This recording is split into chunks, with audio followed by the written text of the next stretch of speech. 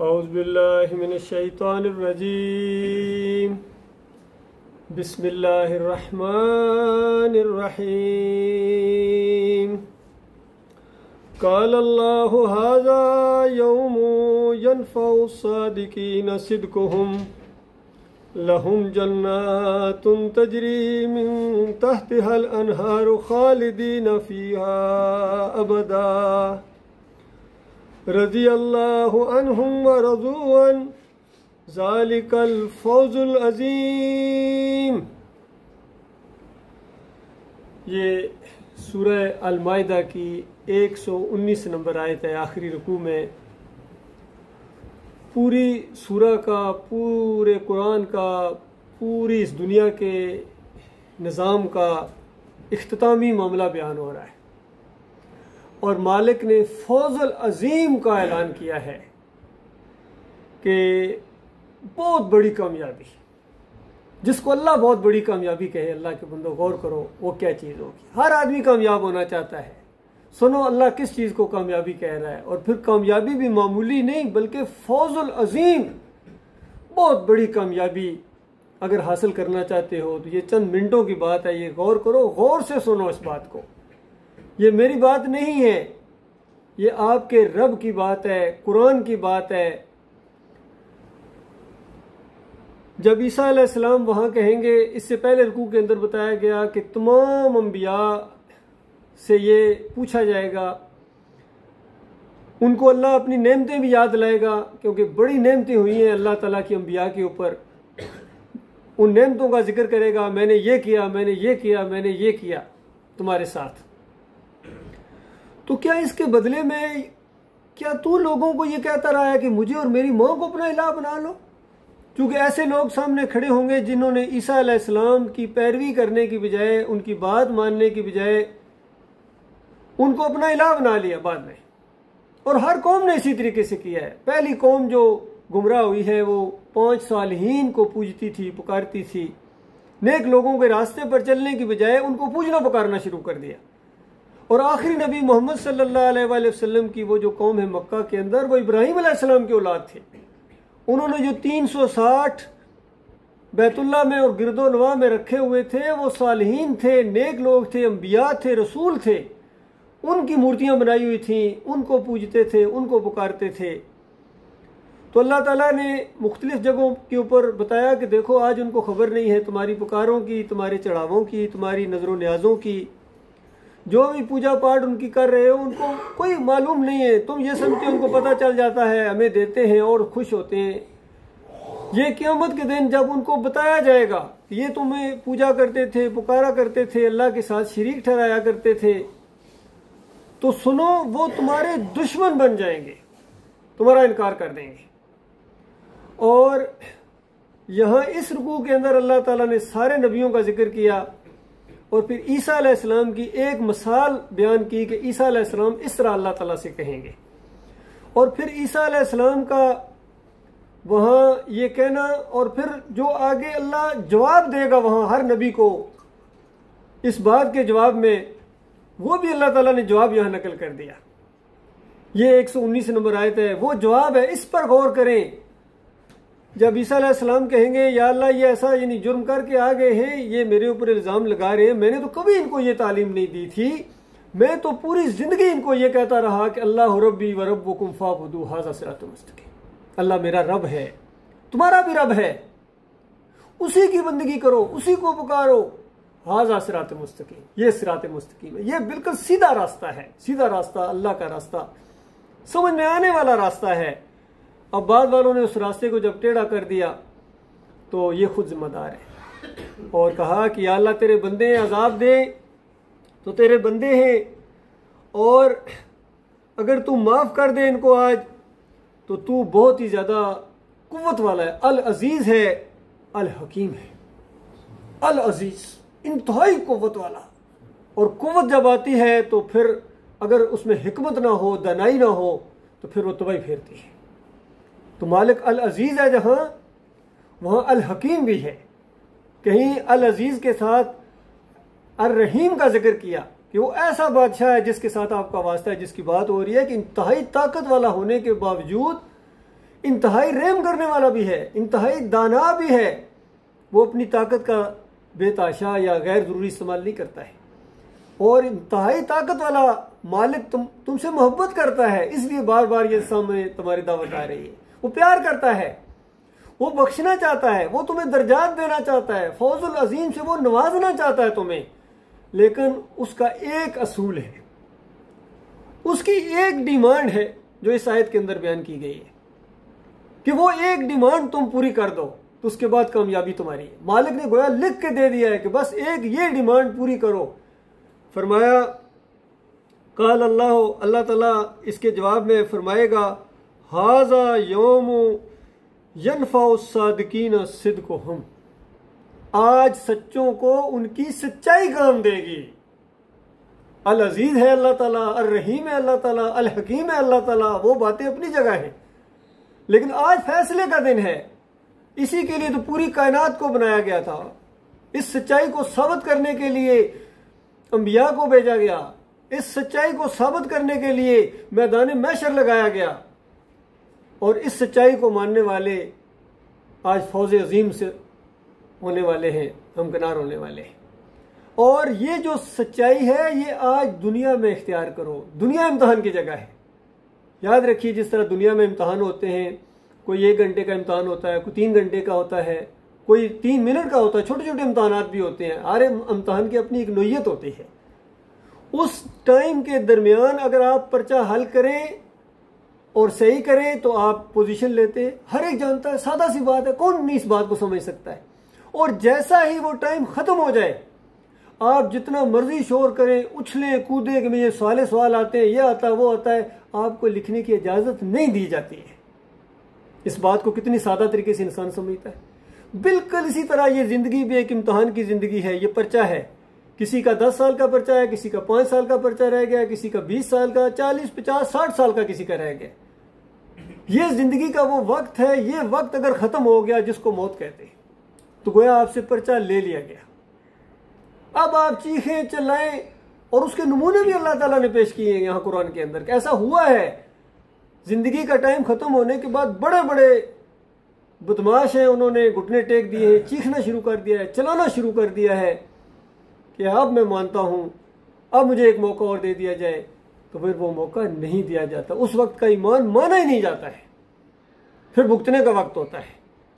तो ये सच्चाई आज हम दुनिया में इख्तियार करें। ये ईमान की सच्चाई है, ये अकीदे की सच्चाई है, जो तमाम अंबिया ने अपने अपने दौर के अंदर एक ही पैगाम दिया है, एक ही पैगाम है। वमा उमिरू इल्ला लियअबुदुल्लाह मुखलिसीन लहुद्दीन। मालिक ने पिछली कौमों का जिक्र किया कि कोई हुक्म उनको नहीं दिया गया था सिवाय इसके कि अपने दीन को बिल्कुल खालिस करके अल्लाह की बंदगी करो। ये सिर्फ यही हुक्म था। ये आखिरी उम्मत के लोगों, तुम्हें भी यही हुक्म है।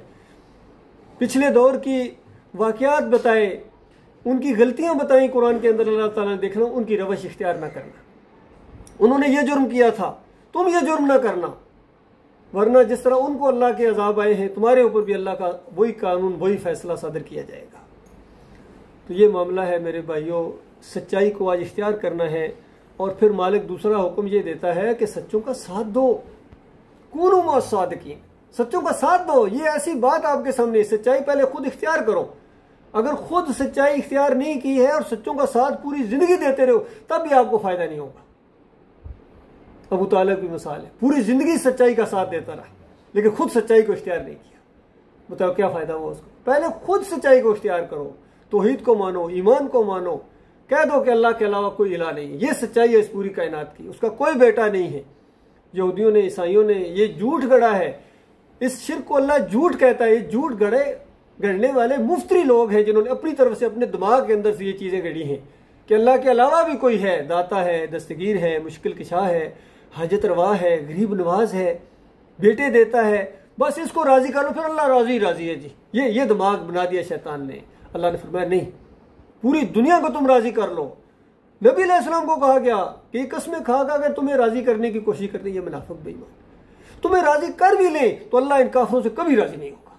इस अंदाज से अल्लाह ताला ने बताया कि इस मसले को समझने की कोशिश करो। इस हवाले से एक सच्चाई का सिद्क का वाक़या मैं आपके सामने लाऊं ताकि पूरी तरह दिल के अंदर, दिमाग के अंदर बैठ जाए कि सच्चाई कहते किसको है।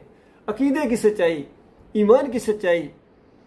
एक वाक़या आता है, नबी अलैहिस्सलाम किसी जंग के ऊपर जा रहे थे, सहाबा इकराम थे साथ, और रास्ते में एक चरवाहा मिला, बकरियां चरा रहा था। जिस तरह आम तौर पर ये सादा से देहाती लोग होते हैं, बिल्कुल सादा। तो उसने जब देखा ये फौज जा रही है, कौन लोग हैं, जिस तरह बातचीत कहीं हुई, तो नबी अलैहिस्सलाम ने उसको दावत भी दी ईमान अकीदे की। और कहाँ जा रहे हैं जी, ये मामला है, जंग होनी है, और इस जंग के अंदर अगर कोई मुसलमान मारा जाए तो अल्लाह ताला उसको जन्नत देता है। इस तरह नबी अलैहिस्सलाम ने दावत दी, और अगर कामयाब हो जाए, यानी यहाँ दुनिया में ना मारा जाए, तो फिर माले की नीमत अगर आता है तो वो भी उसको मिल जाता है, उसका भी उसको हक होता है। तो दावत उसने कबूल कर ली। और हालांकि देखो, एक रूटीन का मामला है, बकरियां चरा रहा था, लेकिन किस्मत देखो, फौजल अजीम देखो, साथ चल पड़ा, अपने सारे काम छोड़ के साथ चल पड़ा। गौर कीजिए, एक आम सा आदमी है, देहाती है, उसकी समझदारी देखिए, उसकी किस्मत देखिए। जो बड़े बड़े आज पढ़े लिखे, बड़े बड़े पोस्टों वाले, बड़े बड़े अहले इल्म को ये नुक्ता नहीं समझ आ रहा है, जो उस चरवाहे को समझ आ गया, साथ चल पड़ा। जंग हुई, मुसलमानों को अल्लाह ने फतह दी, माले की नीमत हाथ आया, बांटा गया। साहबा ने जब इसका हिस्सा इसको दिया तो वो हैरान भी हो गया, कितना माल, और ये तो कहता नहीं, मैंने तो इसलिए आपको साथ नहीं दिया है, मैंने तो, मेरी नीयत ये थी, मेरा इरादा ये था। जो नबी अलैहिस्सलाम ने ये नहीं बताया कि जो शहीद होता है वो जन्नत में जाता है, तो मुझे तो जन्नत का शौक है, ये माल ख्याल, ये तो मैं इसके लिए लड़ा ही नहीं हूँ, और मेरा तो इससे कोई तल्लुक नहीं है, मैंने नहीं लेना है। साहबा हैरान हो गए, और उसको भी ले आए नबी अलैहिस्सलाम के पास, उसका माल भी ले आए कि या रसूलल्लाह, ये इसका हिस्सा बनता है, हम दे रहे, ले ही नहीं रहा है। तो उसने बिल्कुल उसी तरह फिर कहा कि अल्लाह के रसूल, जो बातें आपने बताई है, मैं वो इस माल के लिए वो मैंने कबूल नहीं की, मैं तो जन्नत का शौकीन हूं, और मेरा दिल करता है कि यहां लगे, यहां लगे कोई ऐसी चीज, कोई तीर, कोई तलवार, कोई ऐसी चीज यहां लगे, और मेरी मुराद पूरी हो जाए। और जो आपने कहा है कि जन्नत में, मैं तो जन्नत का शौक है। तो नबी अलैहिस्सलाम भी हैरान भी हुए और खुश भी हुए उस बात के ऊपर कि ठीक है, अब अल्लाह ताला चाहेगा तो आपकी बात सच्ची साबित कर देगा, जो भी। अगले दिन फिर जंग हुई, फिर जंग के अंदर खूब जोश से वो लड़ा, और जब शोदा को देखा गया और साहबा ने जाके देखा तो वो शहीद हो गया था। उठा के लाए नबी अलैहिस्सलाम के पास, तो नबी अलैहिस्सलाम ने जब देखा तो बिल्कुल उसी जगह उसको लगी हुई थी, कोई तीर या नेजा उसको लगा हुआ था, उसी जगह जहां वो कह रहा था, निशान कह यहाँ लगे, यहाँ लगे। तो नबी अलैहिस्सलाम ने कहा कि मैं गवाही देता हूँ कि अल्लाह के रास्ते का शहीद है, मैं गवाही देता हूँ इस बात, ये अल्लाह के रास्ते का शहीद है। और अल्लाह ने अपना वादा पूरा कर दिया, और इसने भी अपना जो सिद्क था, उसको, सच्चाई को साबित कर दिया कि ये सच्चा था, क्योंकि नबी अलैहिस्सलाम ने कहा अगर ये सच्चा है तो अल्लाह इसकी सच्चाई को साबित कर देगा। और अल्लाह ने अपनी सच्चाई को साबित कर दिया कि बिल्कुल ये अपने मामले में सच्चा था। तो आप अंदाज़ा लगाइए मेरे भाइयों, ये थे जन्नत के शौकीन लोग। वो जो किसी ने कहा कि शहादत है मतलूब मकसूद मोमन, न माले गनीमत न किशर किशाई, कि सही मानों में जो असल शहीद होता है वो शहादत का शौकीन होता है, वो तो ढूंढता है, वो तो भीख मांगता है अपने मालिक और खालिक से, अल्लाहुम्मा अर्ज़ुक़नी शहादतन फ़ी सबीलिक। ये तो लॉटरी है किसी की निकले, ये तो मालिक की रहमत जोश में आती है जिसको अल्लाह ताला अपने रास्ते में कबूल कर ले, और खून का पहला कतरा ज़मीन पर गिरने से पहले मालिक उसको माफ़ कर देता है, और जन्नत फरदौस के ऐसे दर्जात के अंदर उसको पहुंचा देता है। साहिब यासीन का भी इसी अंदाज से वाक़या है, और ओहद के शोदा का भी इसी अंदाज से वाक़या है। जन्नतों में पहुंचने के बाद खुशियां मनाते हैं। और याद रखें, यहाँ एक और अकीदे की बात भी निकलती है कि शोदा जितने हैं ये जन्नतों में जिंदा हैं, इन दुनिया की कब्रों के अंदर या दुनिया में नहीं आते जाते हैं। तो जब शोदा जन्नतों में जिंदा है तो अंबिया का दर्जा तो इससे भी ऊंचा है। तो अंबिया जन्नतों में जिंदा, इसी पर क्यास किया जा सकता है। फिर हदीसें भी आती हैं कितनी, नबी अलैहिस्सलाम ने अपना मुकाम वो देखा मेराज के मौके के ऊपर भी, शोदा के घर देखे, नबी अलैहिस्सलाम ने बड़ी तारीफ़ की। और फिर दोनों फरिश्तों ने, जिब्रील अलैहिस्सलाम और मिकाईल अलैहिस्सलाम ने कहा ये ऊपर देखिए बहुत बड़ा खूबसूरत एक महल है, बहुत बड़ा मुकाम है। तो कहा कि ये आपका मुकाम है। तो नबी अलैहिस्सलाम ने कहा कि फिर मैं इसके अंदर दाखिल हो जाऊँ। दोनों फरिश्तों ने कहा, ये बुखारी की रिवायत है, कि अभी आपकी ज़िंदगी का कुछ हिस्सा बाकी है, जैसा ही आप ये पूरा करेंगे आप यहाँ इस मुकाम में आ जाएंगे। तो नबी अलैहिस्सलाम फौत होने के बाद अल्लाह के बंदो जन्नत फरदौस में ज़िंदा हैं। और जिनका ये अकीदा है कि मदीने वाली कब्र में ज़िंदा है, ये बिल्कुल झूठी बात है। ये सारे ऐसे लोग अकीदे के झूठ में मुब्तला हैं। याद रखना, ये कभी कामयाब नहीं होंगे। जिस तरह यहूदियों ने झूठ गढ़ा कि उज़ैर अलैहिस्सलाम अल्लाह के बेटे हैं, ईसाइयों ने झूठ गढ़ा कि ईसा अलैहिस्सलाम अल्लाह के बेटे हैं, इस तरह आखिरी उम्मत ने उनसे बड़ा झूठ गढ़ा कि नबी अलैहिस्सलाम अल्लाह की ज़ात के टुकड़े हैं। अंदाज़ा लगाइए। और ये कहने वाले कौन है? मुजद्दिद अल-फ़सानी। कितनी बड़ी पगड़ी है, जिनकी तारीफ़ें करते करते अल्लामा इकबाल नहीं थकते थे और डॉक्टर इसरार नहीं थकते थे, इतनी तारीफ़ें की। और पूरी उम्मत इनको कहती है कि ये थे जो डट गए थे अकबर के दीन इलाही के मुकाबले में। भाई वो दीन जो मुकाबला था वो दीन तसव्वुफ और अकबर इलाही का दीन का था। जो इस्लाम का दीन है, जिसके अंदर तौहीद है, वादानियत है, उसको तो वो मानते ही नहीं थे। अब मुजद्दिद अल-फ़सानी साहब कहते हैं कि नबी अलैहिस्सलाम अल्लाह के नूर से बनाए गए हैं। कहते हैं अल्लाह की ज़ात से सिर्फ एक ही ज़ात बनाई गई। कितना अंदाज, जिसकी कोई तावील भी नहीं कर सकता। अंदाजा लगाइए। कहते हैं नबी अलैहिस्सलाम को अल्लाह ने अपने नूर से पैदा किया है। मुहद्दिस हक देलवी आए, अब्दुल हक मुहद्दिस देलवी, उन्होंने कहा हाँ बिल्कुल सही कहा जिस हज़रत साहब ने, थोड़ा सा नूर बच गया था, उससे अबू बकर और उमर बना दिए गए। इस तरह ये एक नैले पर दैला मारते चले गए, एक कुफर के ऊपर दूसरा कुफर बयान करते चले गए और इनकी तारीफ़ें हो रही हैं पूरी दुनिया के अंदर। अल्लाह के बंदो, ये वो झूठ है जो ज़मीन और आसमान फट जाए अल्लाह के गुस्से की वजह से। आज उम्मत मुसलमान पूरी दुनिया में जलील ख्वार हो रही है इसी झूठ की वजह से, शिर्क की वजह से। इसका एक ही मसला है, सिर्फ एक मसला शिर्क है। अल्लाह के साथ शिर्क करती है। अल्लाह के साथ इन्होंने कितने इलाह बनाए हैं। हर कोने के ऊपर, हर एक गली के ऊपर एक मज़ार है जहाँ पूरी तरह कोई दाता बैठा हुआ है, कोई दस्तगीर बैठा हुआ है, कोई मुश्किल कशा है, कोई हाजत रवा है, कोई बेड़े पार लगाता है, कोई चूरियों से खुश होता है, कोई दूध चढ़ाया जाता है, चादर चढ़ाई जाती है। 11वीं शरीफ हो रही है जी, 12वीं शरीफ हो रही है जी। बताओ, जो इतनी ज़्यादा शिर्क और गंदी चीज़ें उसको शरीफ कहते हैं। इस अंदाज से तकद्दुस के साथ बोलते हैं। अल्लाह के गज़ब और गुस्से को इन्होंने भड़का दिया है।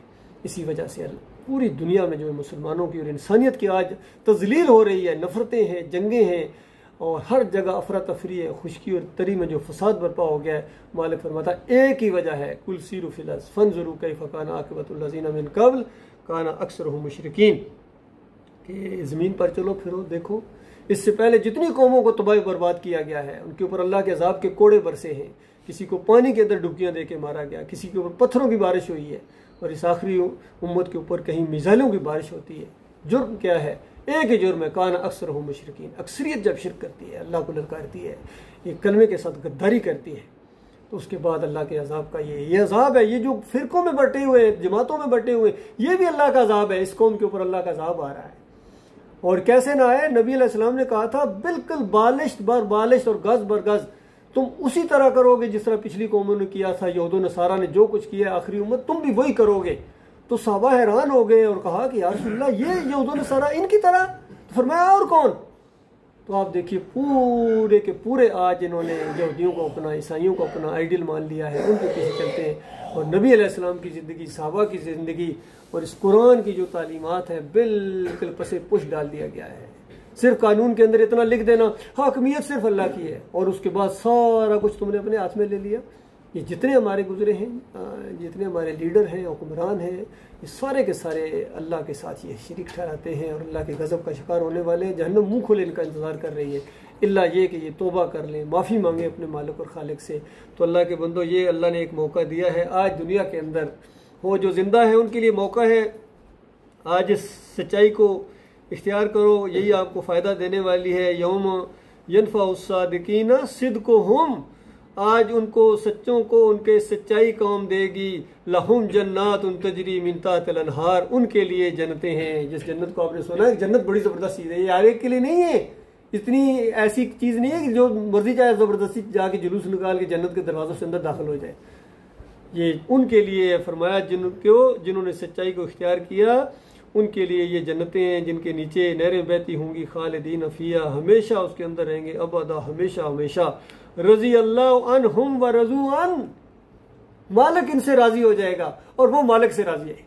मालिक से राज़ी हो जाओ, अपने मालिक और खालिक की फरमाबरदारी कर। फरमाया ज़ालिकल फ़ौज़ुल अज़ीम, ये बहुत बड़ी कामयाबी है, बहुत बड़ी कामयाबी है।